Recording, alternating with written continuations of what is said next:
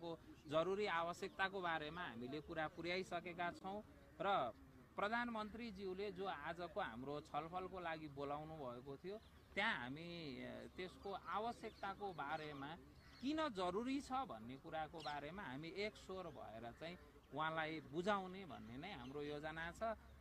प्राविधिक कारणले गर्दा हाम्रो भेटघाट चाहिँ भोलि 11 बजे हुने भन्ने तय भएको कारणले गर्दा हामी सुदूरपश्चिमका समग्र समस्याहरूको बारेमा ताजमहलमा आउने विदेशी पर्यटकहरूलाई हामी त्यहाँको बढी मालिकासँग अफिस सहिपालसँग कसरी जोड्न सक्छौँ र उनीहरूको बसाइलाई हामी 5-7 दिनसम्म राराताल हुँदै लम्ब्याउन सक्छौँ कि भन्नेसम्मको दीर्घकालीन योजनाको सन्दर्भमा पनि हामी अल्पकालीन जरुरी योजनाहरूको बारेमा पहिला छलफल गर्छौँ, जरुरी आवश्यकताको पूर्तिको बारेमा छलफल गर्छौँ भने हामी मध्यकालीन योजनाको बारेमा पनि र दीर्घकालीन योजनाको बारेमा समग्र सुदूरपश्चिमको समुन्नतिको बारेमा पनि हामी छलफल गर्छौँ भनेर हामीले त्यो खालको योजना बनाएका छौँ। सुगन गुरुङ गृहमन्त्री भइसके पछाडि एक्सनमा उत्रिनु भएको छ, यसलाई कसरी लिनु भएको छ? निर्मला पन्त हत्या प्रकरण जुन छ, कञ्चनपुर सुदूरपश्चिमले जहिले पनि त्यसलाई याद गरेर पीडामै बस्नुपर्ने, त्यसबाट के हुन्छ? आशावादी छन् सुदूरपश्चिमवासी?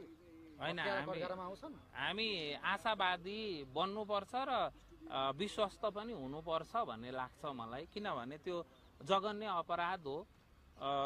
त्यो धेरै ठुलो अपराधलाई हामी सबै एक स्वर भएर त्यो खोज्नमा लाग्छौँ, तर धेरै पुरानो मुद्दा भएको हुनाले प्रक्रियागत रूपले समय लिन सक्छ, तर हामी त्यो मुद्दालाई ओझेलमा पार्ने पक्षमा छैनौँ। आफै पनि हाम्रो गृहमन्त्रीज्यू त्यो मुद्दाको बारेमा जानकार हुनुहुन्छ र उहाँलाई निरन्तर त्यो मुद्दालाई किनारा नलागुन्जेलसम्म हामी निरन्तर लागिरहन्छौँ। धन्यवाद। धन्यवाद।